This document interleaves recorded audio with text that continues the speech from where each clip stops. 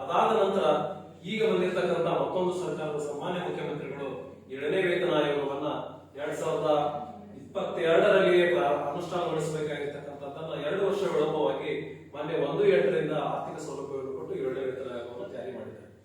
ಇವುಗಳ ಮಧ್ಯೆ ನಮಗೆ ಈ 1/7/2022ರಿಂದ 31/7/2024 ಅವಧಿಯಲ್ಲಿ ನಿವೃತ್ತರಾಗಿರ್ತಕ್ಕಂಥ ಸರಿಸುಮಾರು 17,623 ನೌಕರು, ರೌಂಡ್ ಆಫ್ 18,000 ನೌಕರು, ಅಧಿಕಾರಿಗಳು ಇರಬಹುದು, ಅಧಿಕಾರಿಯೇತರ ಇರಬಹುದು, ವೃಂದೇತರ ಇರಬಹುದು, ಎಲ್ಲಾ ವೃಂದಗಳ ಬೋಧಕ, ಬೋಧಕೇತರ, ಲಿಪಿಕೇತರ ಈ ನಿವೃತ್ತ ನೌಕರರಿಗೆ ನಿವೃತ್ತಿ ಆದ ನಂತರ ಕೊಡಬೇಕಾಗಿರ್ತಕ್ಕಂಥ ಆರ್ಥಿಕ ಸೌಲಭ್ಯವನ್ನ ಹಳೆಯ ಹಿಂದಿನ 6ನೇ ವೇತನ ಆಯೋಗದ ಪ್ರಕಾರವಾಗಿ ನಮಗೆ ಡಿಸಿಆರ್ಸಿ, ಕಮ್ಯುಟೇಷನ್ ಮತ್ತು ಬಳಕೆ ರಜೆ ನಗದೀಕರಣವನ್ನ ಕೊಟ್ಟಿದ್ದಾರೆ.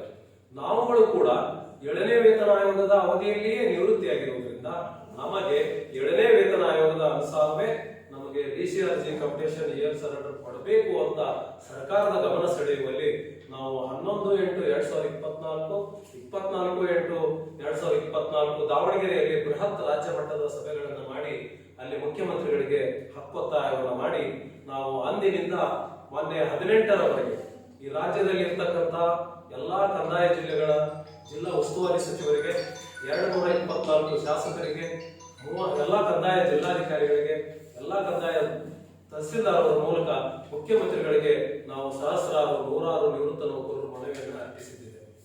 ಮುಂದುವರೆದು 18/9/2024ರಂದು ಬೆಂಗಳೂರಿನಲ್ಲಿರ್ತಕ್ಕಂಥ ಫ್ರೀಡಂ ಪಾರ್ಕಿನಲ್ಲಿ ನಾವು ಇಡೀ ರಾಜ್ಯದ ಮೂಲೆ ಮೂಲೆಯಿಂದ ಬೀದರ್ನಿಂದ ಚಾಮರಾಜನಗರ, ಮಂಡ್ಯ, ಕೊಡಗುವರೆಗೂ 12,000 ಜನ ನಿವೃತ್ತ ನೌಕರರು ಬೃಹತ್ ಒಂದು ಸಮಾವೇಶವನ್ನು ಮಾಡಿ ಅಲ್ಲಿ ನಮ್ಮ ಕರ್ನಾಟಕ ರಾಜ್ಯ ಸರ್ಕಾರಿ ನೌಕರ ಸಂಘದ ಅಧ್ಯಕ್ಷರಾದ ಶ್ರೀಯುತ CS ಸಡಕ್ಷರೆ ಅವರ ಸಮ್ಮುಖದಲ್ಲಿ, ಕರ್ನಾಟಕ ರಾಜ್ಯ ಸರ್ಕಾರಿ ನಿವೃತ್ತ ನೌಕರರ ಸಂಘದ ರಾಜ್ಯಾಧ್ಯಕ್ಷರಾದ ಡಾಕ್ಟರ್ ಭೈರಪ್ಪ ಅವರ ಸಮ್ಮುಖದಲ್ಲಿ, ವಿಶ್ರಾಂತ ಮುಖ್ಯ ನ್ಯಾಯಮೂರ್ತಿಗಳು, ಲೋಕಾಯುಕ್ತ ವಿಶ್ರಾಂತ ಅಧಿಕಾರಿಗಳಾಗಿರ್ತಕ್ಕಂಥ ಸನ್ಮಾನ್ಯ ಶ್ರೀ ಸಂತೋಷ್ ಹೆಗಡೆಜಿ ಅವರ ಉದ್ಘಾಟನೆಯ ಒಂದು ಮುಖ್ಯ ಅತಿಥಿ ಸ್ಥಾನದಲ್ಲಿ ನಾವು ಹಕ್ಕೊತ್ತಾಯವನ್ನು ಮಾಡಿ ಸನ್ಮಾನ್ಯ ಮುಖ್ಯಮಂತ್ರಿಗಳಿಗೆ ಭಿನ್ನ ಒತ್ತಡವನ್ನು ಕೂಡ ಅರ್ಪಿಸಿದ್ದೇವೆ.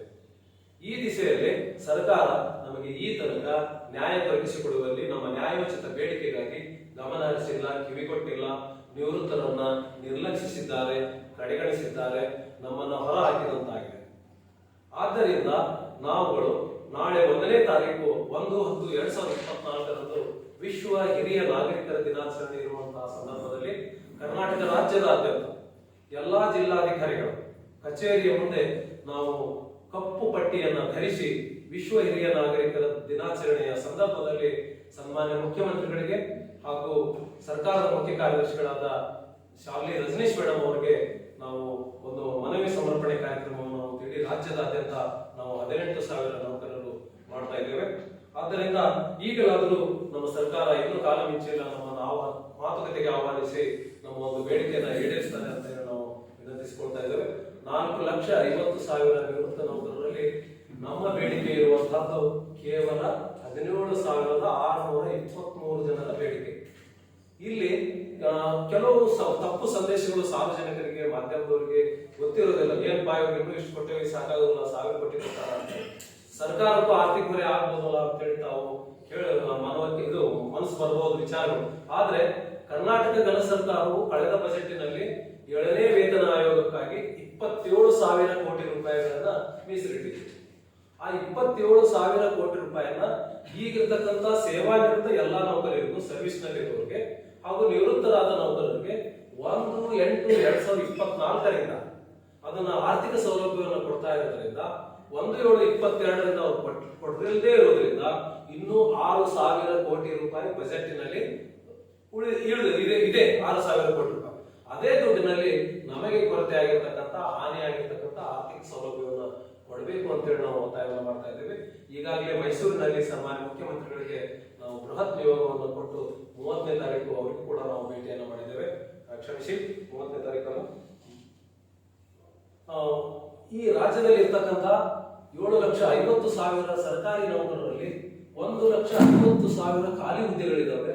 ಆ 1,50,000 ಖಾಲಿ ಹುದ್ದೆಗಳಿಗೂ ಕೂಡ ನಾವೇ ಸೇವೆಯನ್ನು ಸಲ್ಲಿಸಿ ಸರ್ಕಾರದ ಒಂದು ಯೋಜನೆಗಳನ್ನ ಯಶಸ್ವಿಗೊಳಿಸುವಲ್ಲಿ ಸೇವೆಯನ್ನ ಮಾಡಿದ್ದೇವೆ. ನಾವು ಹಿರಿಯ ನಾಗರಿಕರು, ನಾವು ನಿವೃತ್ತರು, ನಮ್ಮನ್ನು ನಿರ್ಲಕ್ಷಿಸಬೇಡಿ, ಕಡೆಗಣಿಸಬೇಡಿ ಅಂತೇಳಿ ನಾವು ಕರ್ನಾಟಕ ನಿವೃತ್ತ ನೌಕರರ ವೇದಿಕೆ ಧಾರವಾಡ ಜಿಲ್ಲೆಯಿಂದ ಸರ್ಕಾರಕ್ಕೆ ಮತ್ತೊಮ್ಮೆ ಮನವಿಯನ್ನು ಮಾಡ್ತಾ ಇದ್ದೇವೆ ತಮ್ಮಗಳ ಮೂಲಕ. 1ನೇ ತಾರೀಕು ನಾವು ಇಡೀ ರಾಜ್ಯದಾದ್ಯಂತ 18,000 ಜನ ಅವತ್ತು ಕಪ್ಪು ಪಟ್ಟಿಯನ್ನು ಧರಿಸಿ ವಿಶ್ವ ಹಿರಿಯ ನಾಗರಿಕ ದಿನಾಚರಣೆಯನ್ನ ನಾವು 1ನೇ ದಿನದಿಂದ ಮಾಡ್ತಾ ಇದ್ದೇವೆ. ತಾವುಗಳು ಕೂಡ ಅವತ್ತು ಆಗಮಿಸಿ ನಮ್ಮ ಸುದ್ದಿ ಪ್ರಸಾರವನ್ನು ಮಾಡಬೇಕು ಅಂತ ಹೇಳಿ ವಿನಂತಿಸಿಕೊಳ್ತೇವೆ. ಮುಂದಿನದಾಗಿ ಶ್ರೀಯುತ ಗುರುತಿಗಳಿಯವರು